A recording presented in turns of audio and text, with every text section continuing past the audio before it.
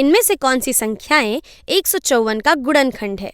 तो 154 की गुणनखंड वे संख्याएं होंगी जो 154 को पूरी तरह से विभाजित करती हैं।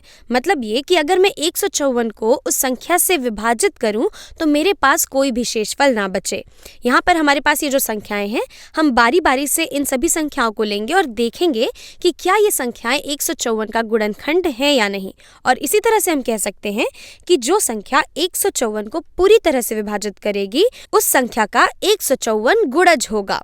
तो चलिए हम सबसे पहले 3 को ले लेते हैं और हम आगे देखेंगे कि अगर कोई संख्या 3 से पूरी तरह विभाजित होती है तो उस संख्या के जो अंक हैं अगर हम उन्हें जोड़ दें और उसके योग को अगर हम 3 से विभाजित करें और अगर वो विभाजित हो जाता है तो हम कह सकते हैं कि वो संख्या भी पूरी तरह 3 से विभाजित हो जाएगी। और हम ऐसे तरीकों की बात करेंगे आगे, और अगर आप चाहें तो हमारे दूसरे वीडियोस देख सकते हैं जिनमें हमने इसकी बात करी है। तो चलिए हम देखते हैं कि क्या 154 3 से विभाजित हो सकता है या नहीं। तो अगर हम 154 के सभी अंकों को जोड़ दें तो हमें क्या मिलेगा, 1 धन 5 होगा 6 और 6 धन 4 होगा 10 और 10 3 से पूरी तरह से विभाजित नहीं हो सकता है। इसलिए हम कह सकते हैं कि 154 का गुणनखंड 3 नहीं है। और अगर आप चाहें तो इसे जांच सकते हैं। चलिए हम 154 को एक बार 3 से विभाजित करके देखते हैं कि क्या ये पूरी तरह विभाजित होता है या नहीं। तो यहाँ से हम कह सकते हैं कि 3 पचे 15 होता है और यहाँ से अगर मैं 4 को उतार लेती हूँ तो 3 एकम 3 होता है और यहाँ पर मेरे पास एक शेषफल बच जाता है। इसलिए 3 154 का गुणनखंड नहीं है और हम ये भी कह सकते हैं कि 154 3 का गुणज नहीं है। चलिए अब हम 5 की बात करते हैं। तो अगर हम 5 को ले लें तो 5 सिर्फ उन संख्याओं का गुणनखंड हो सकता है जिसके अंत में 5 या 0 आता है। जैसा कि 5 एकम 5 होता है, 5 दूनी 10, 5 तियां 15, 5 चौक 20, 5 पचे 25 और अगर हम कोई बड़ी संख्या ले लें 5 गुणे 25 होता है 125। और इसी तरह से हम देख सकते हैं कि अगर कोई संख्या 5 का गुणज है तो उसके इकाई वाले स्थान पर हमेशा 5 या 0 आता है। और हम कह सकते हैं यहाँ से कि सिर्फ वही संख्याएं विभाजित होंगी पूरी तरह से 5 से जिनके अंत में 5 या 0 आता है। तो हम यहाँ पे देख सकते हैं कि 154 में इकाई वाले स्थान पर 4 है और 4 5 या 0 के बराबर तो नहीं है। तो हम कह सकते हैं कि 5 भी 154 का गुणनखंड नहीं है या फिर 154 5 का गुणज नहीं है। चलिए अब हम 6 की बात करते हैं और 6 के लिए हम तर्क दे सकते हैं कि जिन संख्याओं को हम 3 से विभाजित नहीं कर सकते उन्हें हम 6 से भी नहीं कर पाएंगे, क्योंकि 6 पूरी तरह से 3 से विभाजित होता है और 6 एक गुणज है 3 का। इसलिए हम कह सकते हैं कि 154 6 से विभाजित नहीं होगा। और आप इसकी जांच भी कर सकते हैं। आप यहाँ पर 154 को 6 से भाग देकर देखें कि आपको क्या मिलता है और आप पाएंगे कि 154 6 से विभाजित नहीं हो सकता। इसलिए 6 154 का गुणनखंड नहीं है और हम कह सकते हैं कि 154 6 का गुणज नहीं है। और यही तर्क हम 9 के लिए भी दे सकते हैं, क्योंकि 9 भी 3 का एक गुणज है और वो संख्याएं जो 9 से विभाजित होंगी पूरी तरह से उन्हें 3 से भी विभाजित होना चाहिए।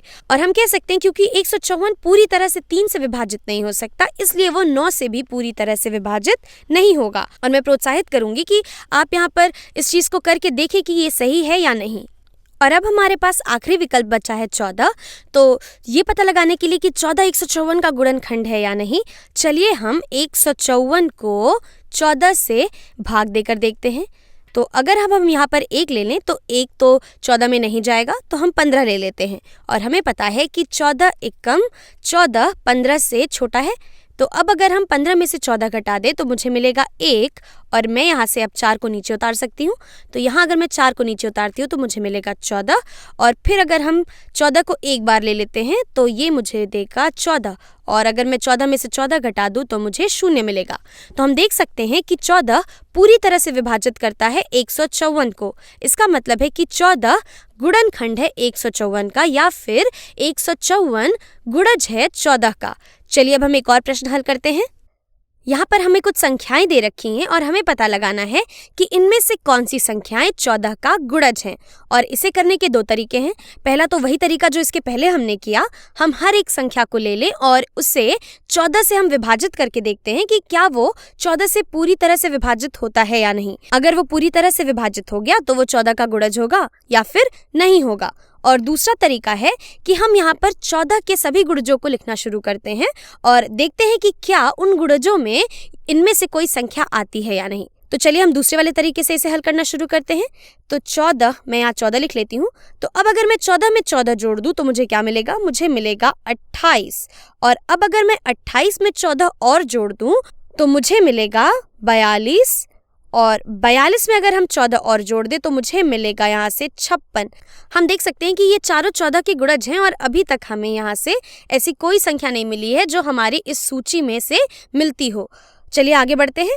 56 में अगर हम 14 जोड़े तो मुझे मिलेगा 70।